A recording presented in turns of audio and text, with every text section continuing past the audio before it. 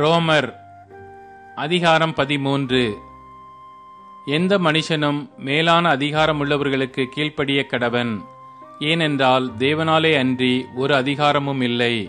உண்டாயிருக்கிற அதிகாரங்கள் தேவனாலே நியமிக்கப்பட்டிருக்கிறது.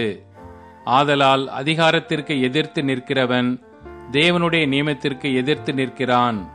அப்படி எதிர்த்து நிற்கிறவர்கள் தங்களுக்கு தாங்களே ஆக்கினையை வருவித்துக் கொள்ளுகிறார்கள். மேலும் அதிகாரிகள் நற்கிரியைகளுக்கல்ல துர்க்கிரியைகளுக்கே பயங்கரமாயிருக்கிறார்கள். ஆகையால் நீ அதிகாரத்திற்கு பயப்படாதிருக்க வேண்டுமானால் நன்மை செய், அதனால் உனக்கு புகழ்ச்சி உண்டாகும். உனக்கு நன்மை உண்டாகும் பொருட்டு அவன் தேவ ஊழியக்காரனாயிருக்கிறான். நீ தீமை செய்தால் பயந்திரு, பட்டயத்தை அவன் விருதாவாய் பிடித்திருக்கவில்லை.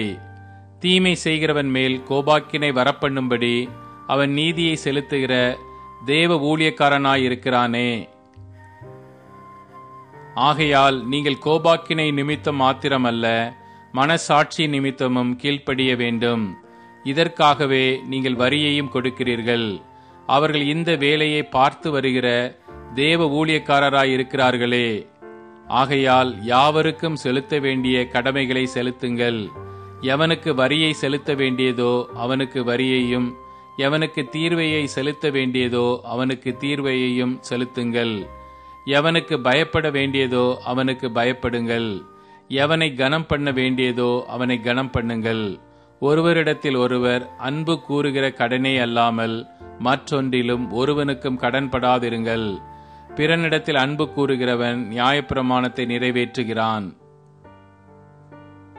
எப்படி என்றால், விபச்சாரம் செய்யாதிருப்பாயாக, கொலை செய்யாதிருப்பாயாக, களவு செய்யாதிருப்பாயாக, பொய் சாட்சி சொல்லாதிருப்பாயாக, இச்சியாதிருப்பாயாக என்கிற இந்த கற்பனைகளும் வேறே எந்த கற்பனையும் உன்னிடத்தில் நீ அன்பு கூறுகிறது போல பிறனிடத்திலும் அன்பு கூறுவாயாக என்கிற ஒரே வார்த்தையிலே தொகையாய் அடங்கியிருக்கிறது.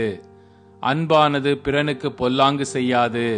ஆதலால் அன்பு நியாயப்பிரமாணத்தின் நிறைவேறுதலாயிருக்கிறது. நித்திரையை விட்டு எழுந்திருக்கத்தக்க வேலை ஆயிற்றென்று நாம் காலத்தை அறிந்தவர்களாய் இப்படி நடக்க வேண்டும். நாம் விசுவாசிகள் ஆனபோது இரட்சிப்பு சமீபமாயிருந்ததை பார்க்கிலும் இப்பொழுது அது நமக்கு அதிக சமீபமாயிருக்கிறது. இரவு சென்று போயிற்று, பகல் சமீபமாயிற்று. ஆகையால் அந்தகாரத்தின் கிரியைகளை நாம் தள்ளிவிட்டு ஒளியின் ஆயுதங்களை தரித்து கொள்ள கடவோம். களியாட்டும் வெறியும் வேசித்தனமும் காம விகாரமும் வாக்குவாதமும் பொறாமையும் உள்ளவர்களாய் நடவாமல் பகலிலே நடக்கிறவர்கள் போல சீராய் நடக்க கடவோம். துர் இச்சைகளுக்கு இடமாக உடலை பேணாமல் இருந்து கர்த்தராகிய இயேசு கிறிஸ்துவை தரித்து கொள்ளுங்கள்.